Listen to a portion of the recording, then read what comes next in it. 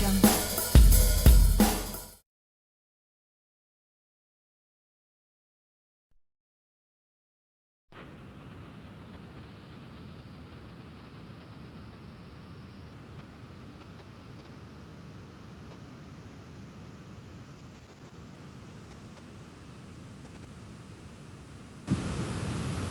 you hear me?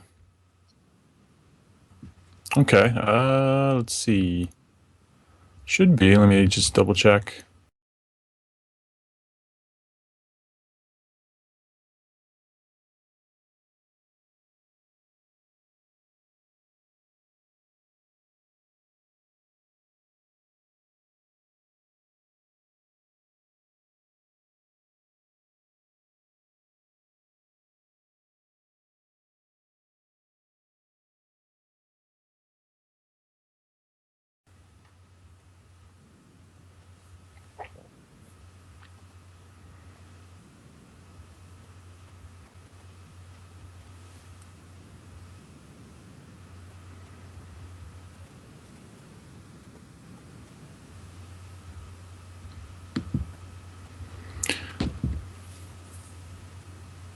All right.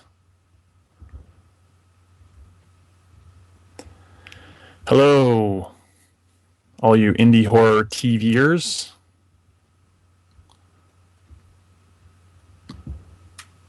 We are live.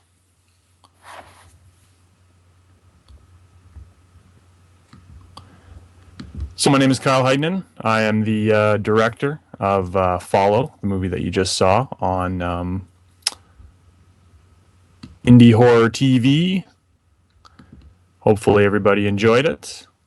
I enjoyed making it. This is the chance for you to ask questions, whatever they may be, the burning questions that you want to know about the movie, about myself, about the weather. By all means, throw them out there, and let's see what you come up with.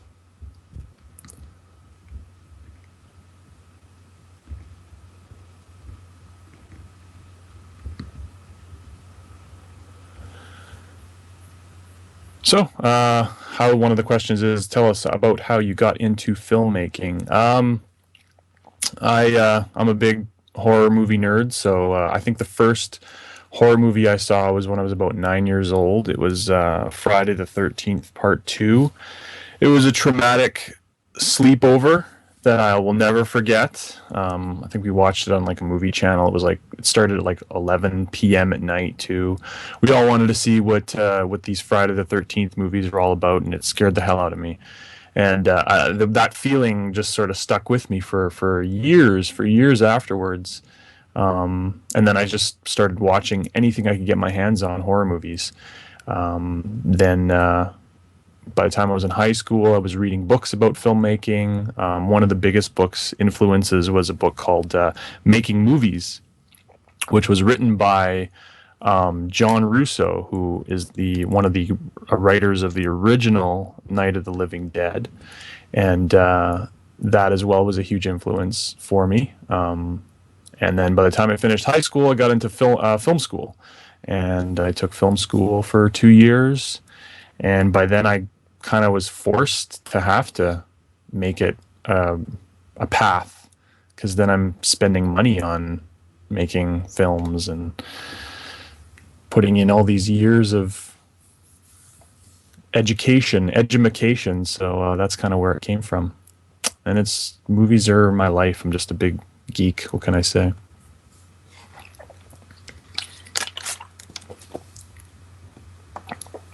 I got a question which is, Follow is your sixth short. Can you tell us a little bit about some of your other work? Actually, this is my first horror film, even though I've been a horror fan for years and years and years. But the majority of the films that I've done beforehand have all been comedies, kind of darker comedies. So I guess that sort of dark edge is still there. But it's the first few were experimental short films. One's called Die Cody Die. It's about a guy whose roommate lives on his couch, and he's the worst, most disgusting, vile roommate ever. And he slowly drives his other roommate to insanity. I did another short called Bury the Sky, which is a short about a boy who kills a cloud with his slingshot and has to deal with death and life and covering up the murder. And another short called They Made Me Do It, which was a private investigator short, kind of like an old film noir spoof about a private dick investigating the mystery of solving the ending of Donnie Darko. So those are some of my previous shorts, and Follow was kind of my first big foray into horror filmmaking, and I've loved the way the horror community has been. Meeting all the local filmmakers. Here I am in Canada, all the little communities, and even in the States, and it's been a really good experience. So we've got some other questions here. A question is, how did you cast for your film? Was it people that you knew, or did you advertise? Yeah, for this one, for Follow, I put up auditions, audition notices online, wherever I could possibly. So with Follow, I put up on a big one site in particular. I'm not sure if a lot of indie filmmakers, they probably do use it. It's called Mandy.com. And I've used it as an actor, trying to get extra jobs or gigs or what have you. And I put it up there, and that's where I got the majority of my auditions, where people would come in and send in their resumes and their demo tapes. And then I actually held auditions for Follow. So Heather, the actress in the movie that played Erin, she was from the Mandy.com auditions, and she came in and she did a great audition. She had her monologue nailed, which was basically that campfire scene from the movie. She had that monologue like nailed down perfectly. She even came with like a lumberjack shirt. She kind of like sold the part, you're camping in the woods. So she kind of came in with this lumberjack shirt, and she put in some really good scenes. I had her kind of do a few different variations on her monologue, tell it as if you're trying to scare yourself and you're telling it as if it's a joke. And then we did some cold reads. We did some actual improvs, because the movie is a found footage movie, so it has to feel very realistic and very loose. So we did that, and by the time we did that, it was she had the part. James, the actor in the movie, was kind of an 11th hour pick, because the actor that I originally had cast, that I found from an audition on Mandy.com, he kind of disappeared into this viral video that he was putting out. I'm not sure if anybody saw it. It was a video about a guy who he put up a video where he was trying to audition for the next Star Wars movie, for the J.J. Abrams Star Wars movies. And it was like, hey, J.J. Abrams, pick me, pick me. And apparently it became viral, like while we were going through the processes of auditioning for Follow. And the next thing I know, the guy just disappeared. Like he did not exist anymore. So James was kind of an 11th hour from somebody that I knew. I didn't know James personally, but I knew somebody who knew him, and they kind of put me in touch with him, and he was gung-ho about the movie, and that's kind of how it happened. So we've got another question, which is what is it like growing your ideas from paper to film?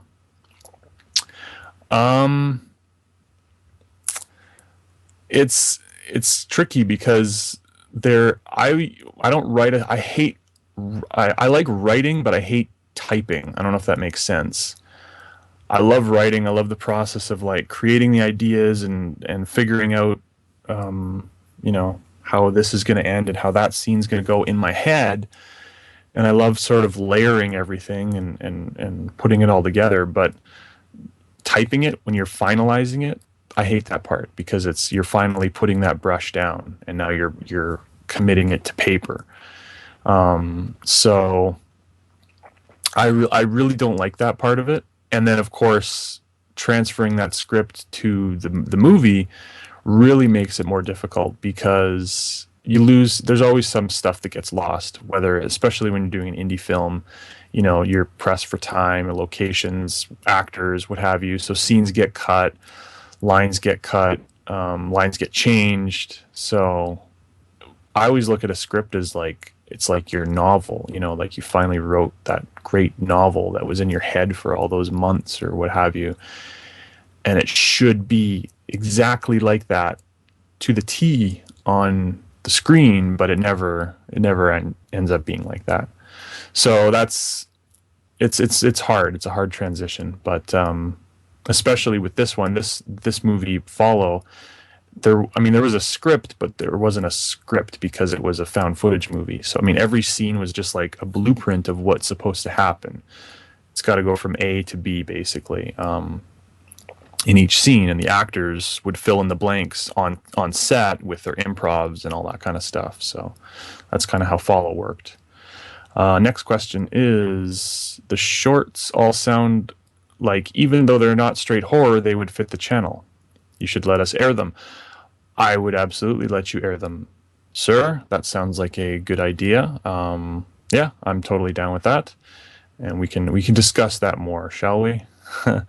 Another question is, what is it like shooting horror films in Canada? Every country seems to have a different experience and acceptance level towards making horror films.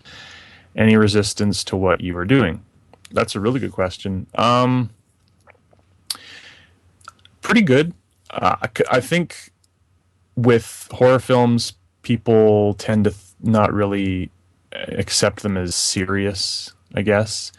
Even with Follow, like Follow right now is doing like a film festival run, and I've only covered the genre-based film festivals, the horror, sci-fi, underground, midnight movie type of film festivals, because obviously it sort of appeals to that. Like, I mean, I'm not saying I'm going to submit Follow to like Cannes or anything, but it's the movies that tend to get into those film festivals, the genre-based film festivals, the horror film festivals, are very, they're always very dark and brooding, and there's always boundaries that get broken that you couldn't really get away with in a regular film festival. So I have submitted Follow to a handful of film festivals, that then I see what movies get in. And it makes sense as to why they didn't take mine, because they're always these, I hate to use the word artsy fartsy, but very artsy fartsy type of films. So Canada is pretty lenient with filmmaking, and there is a really good horror film community here in Canada. I've met a majority of them just here in Southern Ontario, in the Toronto area, since Fall has come out in the last almost year now.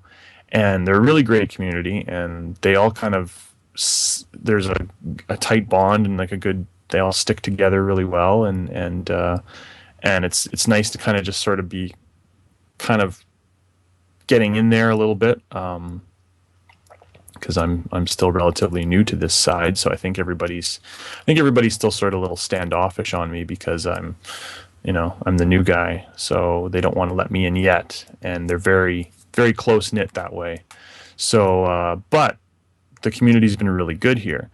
That being said, I have had my film play at 2 festivals in the States, in America, in beautiful America, and American horror has a huge, huge difference, and they are much more accepting. And there's a huge community there that really loves horror films, and they just eat it up. And I was actually at a film festival last weekend in Long Island, New York, called the Macabre Fair Film Festival, and they do it up right, and they love it. And it was like 3 days. It was like a 3-day orgy of horror. It was great, and every movie that played that I saw was awesome. And there was so much passion, and people were dressed up, and people were in character, not just like dressed up as, Freddy. They were Freddy. They were in character. And they put the heart and soul of horror, and it was like a fanboy's dream, really. So yeah, American horror definitely kicks some ass, but the Canadians do it up good too. The next question is, what is your belief on age ratings on movies? Do you believe in the rating systems for movies? Well, that's um, I th- I don't know. Even in a horror film, um, violence and blood and guts and all that kind of stuff is definitely, will earn a movie an R rating very quickly. See, the thing about the Canadian rating system, I guess, in more Canadian American comparisons, the thing about the Canadian rating system to the American rating system is the Canadian one is way more lenient than the American one. I mean, I grew up watching Canadian television. I grew up watching the CBC, the CEB as it's called, and there's a huge difference in how we treat sex and how we treat coarse language, that kind of thing on television, on even on cable TV, and even the rating system itself. I'm trying to think of an example, but for a Canadian film to get an R rating, like a legit red R restricted rating, it has to have like excessive violence, excessive drug use, language, nudity, that kind of thing really isn't an issue in the Canadian rating system. A lot of stuff is rated like 14. It's called 14A in Canada. 14, accompanied by 14 adults under 14 or people under 14 to be accompanied by adults. And that's pretty cool because that sort of gives the parents the opportunity to sit there and watch it with their kids and sort of talk about what they just saw. It's nothing that's going to give anybody nightmares. It's kind of open more for discussion. So yeah, I don't think there's a big ratings issue here, but I do think there's one in the States with the way that they handle stuff, and tons of violence and tons of blood and guts and tons of gore is no problem. But then once you drop the F bomb once, it's an instant. Oh no, sorry, it's two F bombs is an instant R rating, and that's kind of terrifying when you think about it. So we've got the next question is, so I think it's more just a comment. The American rating system is run by super conservative assholes who only give passes to people with major money / influence. So that kind of, yeah, that too. Exactly. That's what I was going to say. I love Scorsese, but The Wolf of Wall Street is just a shade above porn. No way is that not NC-17, yet that got an R rate. R and horror movies with barely any nudity or blood is potentially NC-17. Exactly. There's a mindset there that a horror film is an instant R rating. Like even The Conjuring is an example. I don't think The Conjuring should have got an R. I don't know if it did get an R rating. I'm not sure if it's a PG-13 or an R. I'm trying to remember now. But if it did get an R, that's bullshit. It's not an R-rated film at all. And I mean, I don't think it did get R rating, but if it did, that's a shame, because there's like, ghosts, there's clapping hands and people blowing out matches. That's terrifying. That'll haunt children forever. But yeah, I mean, Wolf of Wall Street, as awesome and as amazing of a movie as it was, there were definitely some excessive scenes in that. Not only draw, I really didn't want to see Jonah Hill's erect penis in that movie. So, someone said it did get an R rating. Wow. So The Conjuring was rated R. So imagine if it had gotten, I'm sure in Canada, it's probably like a PG-13, 14A rating. Another question is, are there any subjects you would avoid for a future film because you feel the subject is overdone at this point? It seems as if people have had their fill of zombies, for example. Yeah, I think zombie movies have, no pun intended, have been done to death, have been done to undeath. Bad. I mean, I think just as a horror fan, I mean, I love the zombie genre. But I mean, I don't think anybody can do zombies. And you know what? As sad as it is, I don't think anybody can do zombies like George Romero can. But then even his zombie movies have kind of sucked in the last little while. But so yeah, I don't know. There's they need to reinvent the genre somehow. The Walking Dead, I think, helped, but now even The Walking Dead is sort of just Walking Dead. It's not really going anywhere. It's there's not a big conflict anymore, and I think the whole zombie human conflict is gone. It's more just man versus man now, as opposed to man versus zombie. So I don't think I would ever do a zombie movie. And if I did, it would be something like Warm Bodies or something like that. Very different, you know, or Zombieland even was a more different, the sort of social humanistic approach at how zombies are made. Zombie movies are made. Next question is there any advice you would give to a first time aspiring filmmaker? There's tons of advice. The first thing is just learn from your mistakes and don't give up trying after the first batch of mistakes. Learn from them. Watch as many films as you can watch, whatever type of genre it is. Read as many books, listen to as much music, meet as many people, hear as many stories as you possibly can. I think that's a big part of becoming a filmmaker, and yeah, just keep on trying.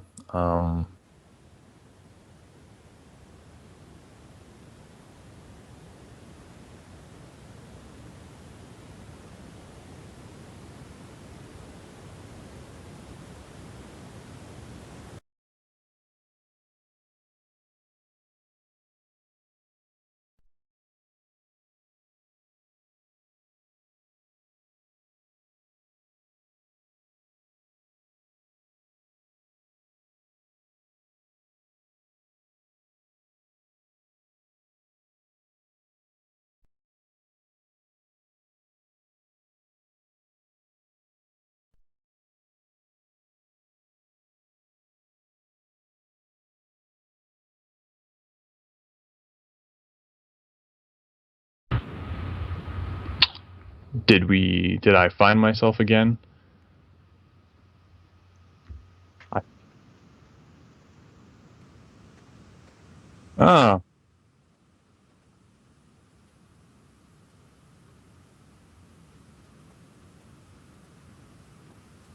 sure.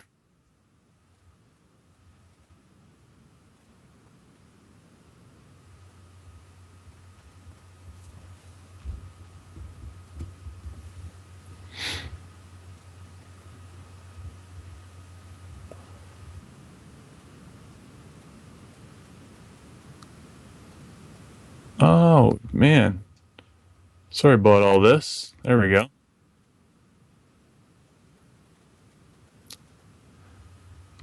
Okay. Well, there was a little technical doohickey there. Maybe the internet gods were shutting me down though. I'm not too sure. So anyway, I need to wrap up. So I just wanted to thank everybody for watching Follow. If you liked Follow, or if you didn't like Follow, even go to the IMDb page and check it out. Thank you for your time. It was great to meet you. It was great to meet you too. I drive a shitty car. I hope it's not that shitty. Hey, I don't even have a car, so hey, it's not that shitty. Thank you very much for checking out Follow, and we'll see you on the next one.